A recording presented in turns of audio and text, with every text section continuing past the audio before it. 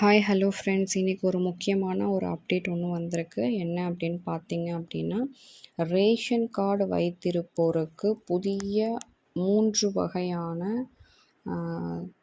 அமௌண்ட்டுகள் வரக்கூடும் என்கின்ற தகவல்கள் வெளியாகி இருக்கிறது. குடும்பத் தலைவிக்கு மாதம் 1000 ரூபாய் போல் இந்த ரேஷன் கார்டு வைத்திருப்போருக்கு என்ன தகவல்கள் கொடுத்திருக்கிறார்கள் என்பதை விரிவாக இந்த வீடியோவில் காணலாம்.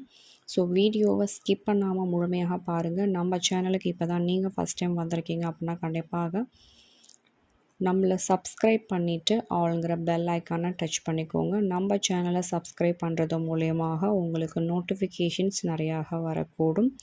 அந்த தகவல்களை நீங்கள் உங்கள் ஃபேமிலி அண்ட் ஃப்ரெண்ட்ஸோடு ஷேர் பண்ணிக்கலாம். வீடியோவை ஸ்கிப் பண்ணாமல் முழுமையாக பாருங்கள். அப்போ தான் வீடியோவில் என்ன சொல்ல வரும் அப்படிங்கிற விஷயங்கள் உங்களுக்கு புரியும். ஸோ கவர்மெண்ட் ஸ்கீம்ஸை பொறுத்தவரைக்கும் 2025 கரண்ட் அஃபேர்ஸ் என்ன இருக்குது அப்படிங்கிறத நம்ம பார்த்துடலாம். ஸோ அது மட்டும் இல்லாமல் இந்த கவர்மெண்ட் ரிலேட்டடான விஷயங்கள் எல்லாமே பார்த்திங்கன்னா நம்ம அப்டேட் பண்ணிக்கிட்டே தான் இருக்கும். ஸோ கடந்த சில குறிப்புகள் பொறுத்தவரையிலும் பார்த்திங்கன்னா, மகளிருக்கான மாதம் 2000 ரூபாய் உதவித்தொகை இதில் வந்து பார்த்திங்கன்னா, ரேஷன் கார்டு அல்லது குடும்ப அட்டையில் குடும்ப தலைவராக ஒரு ஆண் குறிப்பிடும் பொழுது ரேஷன் கார்டில் குறிப்பிடப்பட்டுள்ள குடும்பத் தலைவரின் மனைவியோ குடும்பத் தலைவியாக கருதப்படுவார். குடும்பத் தலைவியின் பதிவு செய்யப்பட்ட வங்கி கணக்கில் ஒவ்வொரு மாதமும் ரூ. 1000 கிடைக்கும் என்கின்ற தகவல் அனைவருக்கும் தெரியக்கூடிய ஒரு விஷயம். அது மட்டும் இல்லாமல் இந்த பிரத்யேகமான விஷயத்தை எப்படி எக்ஸிக்யூட் பண்ணுறதுன்னு தெரியாமல் பலரும் தவிர்த்து கொண்டிருக்கின்றனர் அப்படிங்கிறது தான் உண்மை.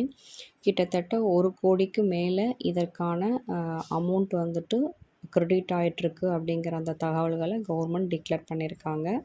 ஸோ பார்த்திங்கன்னா, நேரடி பலன் பரிமாற்றம் டிபிடி மூலம் அவர்களின் வங்கி கணக்கில் டெபாசிட் செய்யப்பட்டுள்ளது. ஓகேங்களா? ஸோ வங்கி கணக்குகளுக்கு மாற்றப்படுவதால் இது நெறிப்படுத்தப்பட்ட மற்றும் திறமையான விநியோக செயல்முறையை உறுதி செய்கிறது. ஸோ கண்டிப்பாக இந்த அமௌண்ட் போய்கொண்டே தான் இருக்கின்ற அந்த தகவல்களை அரசு வெளியிட்டுள்ளது.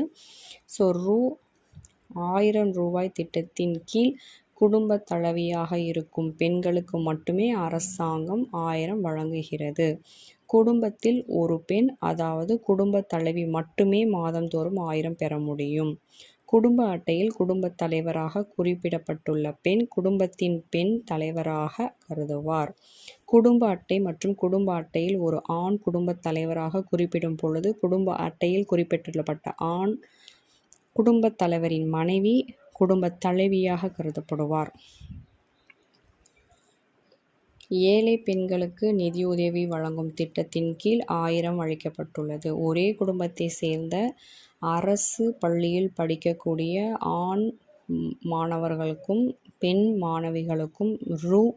1500 வழங்கும் திட்டம் புதுமை பெண் திட்டம், புதுமை புதல்வன் திட்டத்தின் கீழ் வரக்கூடும் என்கின்ற தகவல்களையும் நம்மளுக்கு கொடுத்திருக்கிறார்கள். ஸோ ஒரே குடும்பத்தை சேர்ந்தவர்களுக்கு கிட்டத்தட்ட பார்த்திங்கன்னா 3000 ரூபாய் வரலும் கிடைக்கக்கூடும் என்கின்ற தகவலும் கொடுத்துருக்காங்க. அதற்கு அரசு பள்ளிகளில் படிக்கக்கூடிய ஆண் மற்றும் பெண்களாக இருத்தல் வேண்டும் என்கின்ற தகுதியும் கொடுத்திருக்கின்றார்கள். ஸோ இது மூலியமாக நிறைய மாணவ செல்வங்களுக்கும் பணங்கள் டெபாசிட் ஆகிட்டுருக்கு அப்படிங்கிற அந்த தகவல்களும் நம்மளுக்கு கொடுத்துருக்காங்க. தமிழ்நாட்டில் மற்றும் இந்த கிட்டத்தட்ட பார்த்திங்கன்னா நம்மளுக்கு விண்ணப்பமே டிஃப்ரெண்ட்டாக தான் இருக்கும். கலைஞர் உரிமை தொகை திட்டம் விண்ணப்ப படிவம்னு சொல்லிட்டு இருக்கும். ஸோ அதில் பார்த்திங்கன்னா எப்படியெல்லாம் ஃபில் பண்ணணுன்னா, ஆதார் எண், பெயர், குடும்ப அட்டை எண், திருமண நிலை, தொலைபேசி எண், ஓகேங்களா, திருமணம் ஆகவரா ஆகாதவரா, அந்த மாதிரி விவாகரத்தானவரா, அதெல்லாமே கைவிடப்பட்டவர்களா விதவைகளா அப்படிங்கிறதையும் நீங்கள் டிக்ளேர் பண்ணணும். தொலைபேசி எண், சொந்த வீடா வாடகை வீடா, மாவட்டம் என்ன, தற்போதைய மின் இணைப்பு எண், வங்கியின் பெயர், வங்கி கிளையின் பெயர், வங்கி கணக்கு எண், குடும்ப விவரங்கள் 18 வயதிற்கு மேல், குடும்ப உறுப்பினர்களின் பெயர்கள், மாத வருமானம், உங்களுக்கு சொந்த வீடு உள்ளதா, ஆம் எனில் அரசு திட்டத்தின் மூலம் நிதியுதவி செய்யப்பட்டதா, ஆம்னா ஆம் இல்லைன்னு போடணும். நில உடைமை விவரங்கள், குடும்ப உறுப்பினர்களுக்கு சொந்த நிலம் உள்ளதா, ஆம் எனில் குடும்ப உறுப்பினர்கள் அனைவரும் சேர்ந்து 5 ஏக்கர் மேல் நன்செய் நலம் உள்ளதா, 10 ஏக்கருக்கு மேல் புன்செய் நிலம் உள்ளதா? குடும்ப உறுப்பினர்கள் யாரிடமாவது கார், ஜீப், டிராக்டர், கனரக வாகனங்கள் போன்ற 4 சக்கர வாகனங்கள் உள்ளதா? இது எல்லாத்தையுமே நீங்கள் மென்ஷன் பண்ணணும். இதில் நீங்கள் தப்பாக மென்ஷன் பண்ணீங்க அப்படின்னா ஆதார் கார்டு மூலியமாக கண்டிப்பாக நீங்கள் தப்பாக மென்ஷன் பண்ணதை வந்துட்டு அவங்களால கரெக்ட் பண்ண முடியும். அதுக்கான குறுஞ்செய்திகளும் உங்களுக்கு வரக்கூடும். உங்களுடைய மகளிர் உரிமை தொகை திட்டம் ரத்து செய்யப்பட்டது. எதனாலன்னு பார்த்தீங்கன்னா உங்கள் வீட்டில் 4 சக்கரம் கொண்ட வாகனம் உள்ளது அப்படிங்கிற மாதிரியான விஷயங்கள் எல்லாமே கொடுப்பாங்க.